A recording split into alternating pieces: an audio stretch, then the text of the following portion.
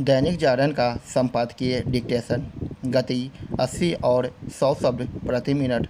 80 शब्द प्रति minute start होगा 5 सेकेंड बाद।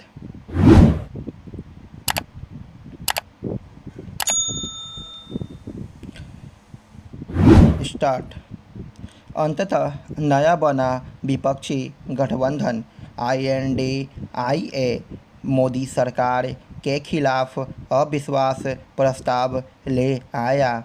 वह स्वीकार भी हो गया। अब प्रतीक्षा है उस पर बहस की। INDIA भले ही अविश्वास प्रस्ताव को अपनी जीत समझ रहा हो और यह मानकर चल रहा हो कि उसे संसद में अपनी एकजुटता एवं ताकत दिखाने का अवसर मिलेगा, लेकिन एक तो इस प्रस्ताव का गिरना तय है और दूसरे जब इस पर बहस होगी तो इसके भरे पूरे आसार हैं कि सरकार और विशेष रूप से प्रधानमंत्री की ओर से इस नए गठबंधन की कथित एकजुटता की पोल भी खोली जाएगी और उसकी आपसी खींचतान को भी उजागर किया जाएगा। इतना ही नहीं, बहस केवल मणिपुर तक सीमित नहीं रहने वाली, क्योंकि हालिया पंचायत चुनावों के दौरान बंगाल में जो भीषण हिंसा हुई, कोई भी उसकी अनदेखी नहीं कर सकता। मोदी सरकार तो बिल्कुल भी नहीं।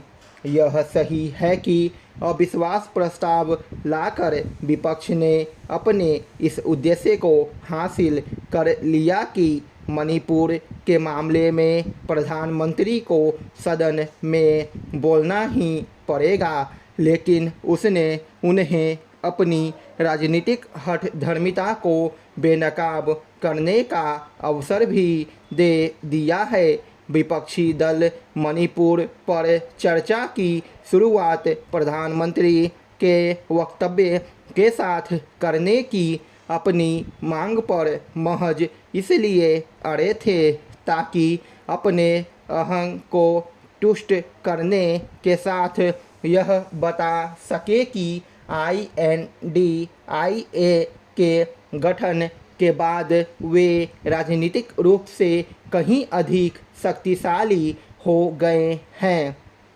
और प्रधानमंत्री को चुनौती देने की स्थिति में आ गए हैं। इसमें संदेह है कि वे अविश्वास प्रस्ताव के जरिए ऐसा संदेश देने में सचमुच सफल हो सकेंगे।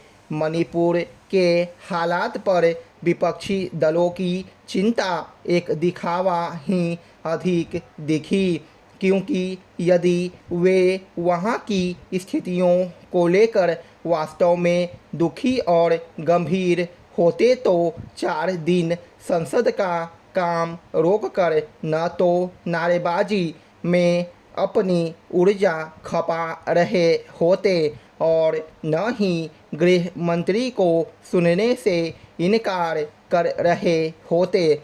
विपक्ष जो भी दावा करे, यह सच यही है कि उसने अपने राजनीतिक हित भुनाने के फेर में इस परंपरा की अनदेखी करना पसंद किया कि जिस मंत्रालय का मामला होता है उसके ही मंत्री को उस पर वक्तव्य देना होता है।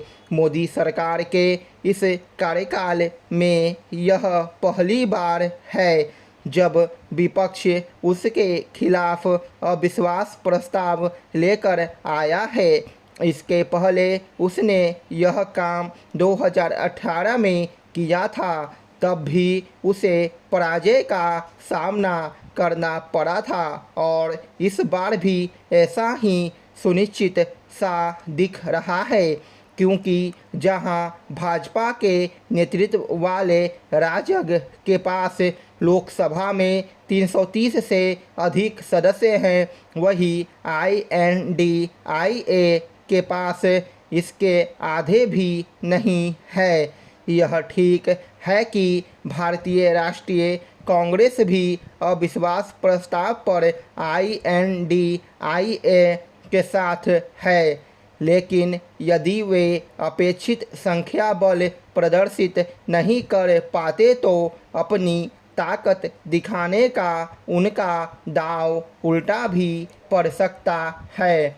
संवेदना एक मनुष्य मानवीय गुण है, किंतु आज के मशीनी एवं प्रतिस्पर्धी युग में उसका ह्रास होता जा रहा है। मनुष्य का संवेदनशील होना ही उसे अन्य जीवों की तुलना में विशिष्ट बनाता है। मनुष्य जीवन पर्यंत अपने कर्मों द्वारा जीवन को श्रेष्ठ बनाने में लगा रहता है, लेकिन यदि उसमें संवेदना का भाव नहीं तो सब व्यर्थ है। हमारे शास्त्रों और मनीषियों ने धर्म अनुसार आचरण करने को श्रेयस्कर बताया है। स्टॉप। 100 शब्द प्रति मिनट स्टार्ट होगा 5 सेकेंड बाद।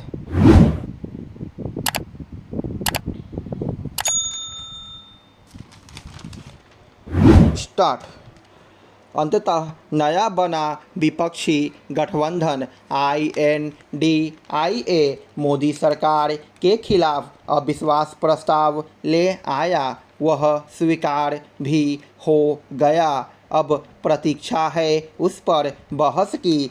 INDIA भले ही अविश्वास प्रस्ताव को अपनी जीत समझ रहा हो और यह मानकर चल रहा हो कि उसे संसद में अपनी एकजुटता एवं ताकत दिखाने का अवसर मिलेगा, लेकिन एक तो इस प्रस्ताव का गिरना तय है और दूसरे जब इस पर बहस होगी तो इसके भले पूरे आसार हैं कि सरकार और विशेष रूप से प्रधानमंत्री की ओर से इस नए गठबंधन की कथित एकजुटता की पोल भी खोली जाएगी और उसकी आपसी खींचातान को भी उजागर किया जाएगा। इतना ही नहीं, बहस केवल मणिपुर तक सीमित नहीं रहने वाली, क्योंकि हालिया पंचायत चुनावों के दौरान बंगाल में जो भीषण हिंसा हुई,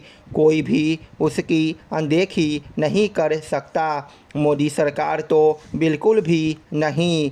यह सही है कि अविश्वास प्रस्ताव लाकर विपक्ष ने अपने इस उद्देश्य को हासिल कर लिया कि मणिपुर के मामले में प्रधानमंत्री को सदन में बोलना ही पड़ेगा, लेकिन उसने उन्हें अपनी राजनीतिक हठधर्मिता को बेनकाब करने का अवसर भी दे दिया है।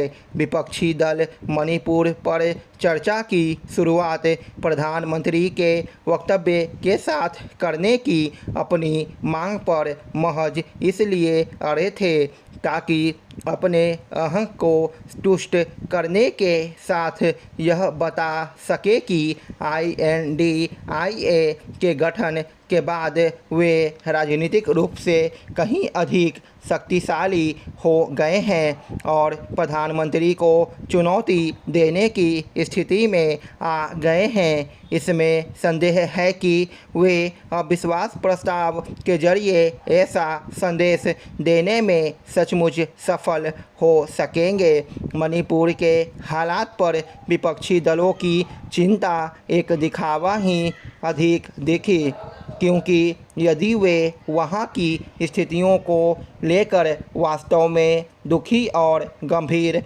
होते हैं तो 4 दिन संसद का काम रोककर न तो नारेबाजी में अपनी ऊर्जा खपा रहे होते और न ही गृह मंत्री को सुनने से इनकार कर रहे होते।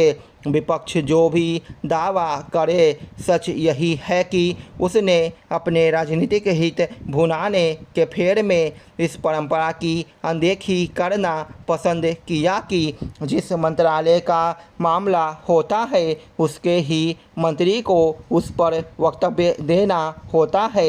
मोदी सरकार के इस कार्यकाल में यह पहली बार है जब विपक्ष उसके खिलाफ अविश्वास प्रस्ताव लेकर आया है।